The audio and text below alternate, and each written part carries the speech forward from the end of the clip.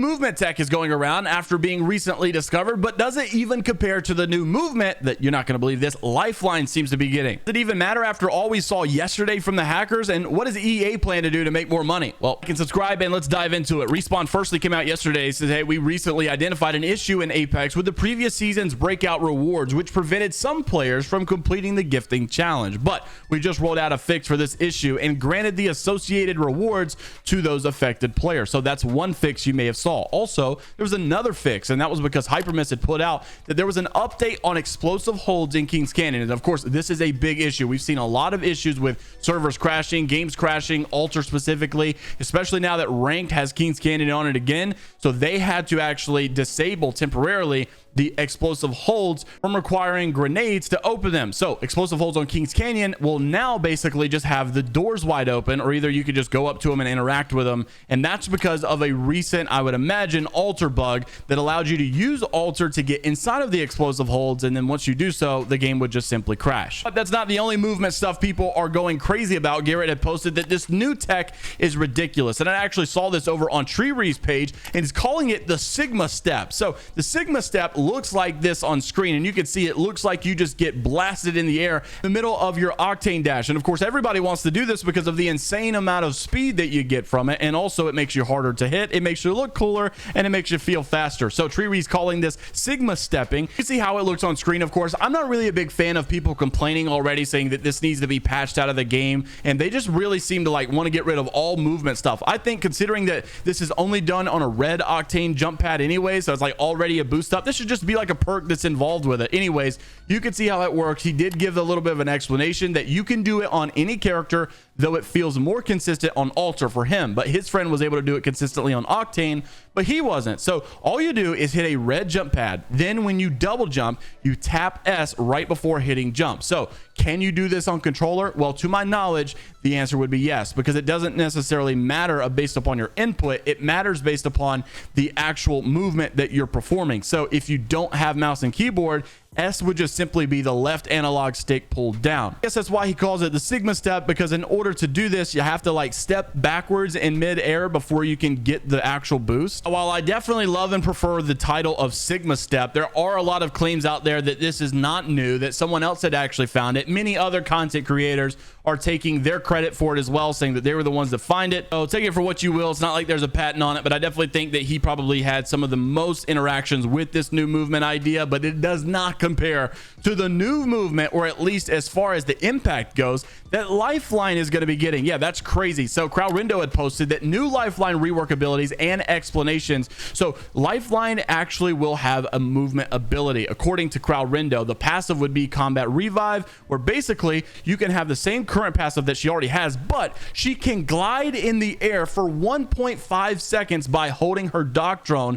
and this time can be extended with the Evo that you have. So I would imagine, like Bob said, it'd be something like putting on a squirrel suit or a fly suit or something, and just being able to land instead of straight down. Maybe you can actually control your flight path a little bit more, even when you're not skydiving and you're just free falling. I love the idea of movement, and I'm a big fan of the fact that a non-movement legend seems to be getting some love in this department. She was my OG main. I had like 12,000 kills with her just by the first season. I really love this idea. I felt like she was already strong. This may be really pushing her in that even stronger direction. He also explained some other things about Lifeline, and that was the fact that her tactical dock drone basically could also possibly follow you and your teammates, and you can command dock, and it has physics just like in season 3. Also, the ultimate would be Shockbot 3000, and it places a destructible bot that forcibly ejects enemies from the area. The bot can be destroyed, bullets can pass through, but enemies cannot get inside.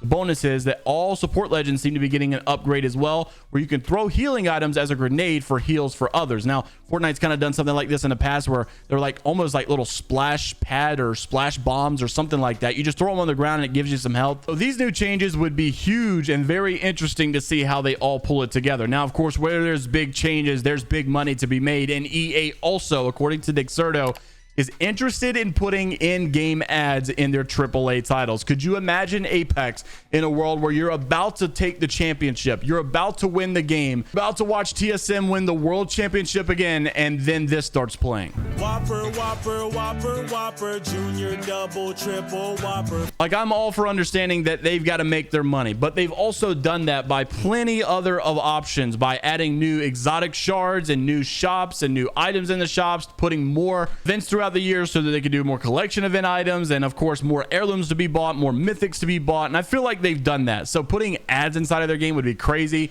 But I can understand if it's just like a pop-up every time you launch the game or something, the same way you would have an in-game message.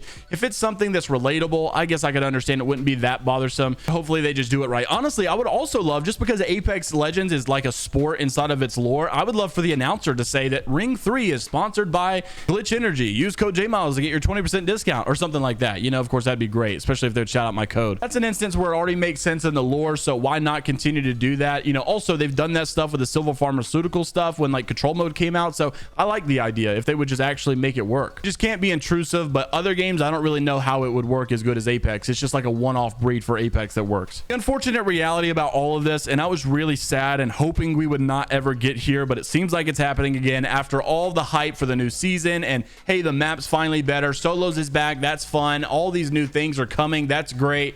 It seems like we're still back at square one where cheaters ruin everything. Just hours ago, Solos is just infested with a lot of upvotes over on Reddit. The blatant cheating in Solos is so embarrassing for the game. I by no means am a great player. I've had more fun than my fair share of embarrassing 200-0 deaths to actual good players. But the number of teams that I die to and that I'm watching the player blatantly wall hacking and occasionally aimbotting is insane. Feels like 8 out of 10 games I'm watching some level 100 account with 4,000 season 21 kills just staring through walls. Maybe it's better on console, or maybe I'm just missing the can see ops through walls DLC, but feels pretty terrible. And that's the pretty common thought amongst all Apex players right now. I'm seeing it all in the comments. I'm seeing it all over on Twitter. All the pros are complaining about it. Everybody is saying the cheating issue did not get better. Matter of fact, it feels like it got worse. And of course, there's a lot of easy anti-cheat blame there. They did upgrade something lately, but it feels more like a downgrade. Nick also came out to say,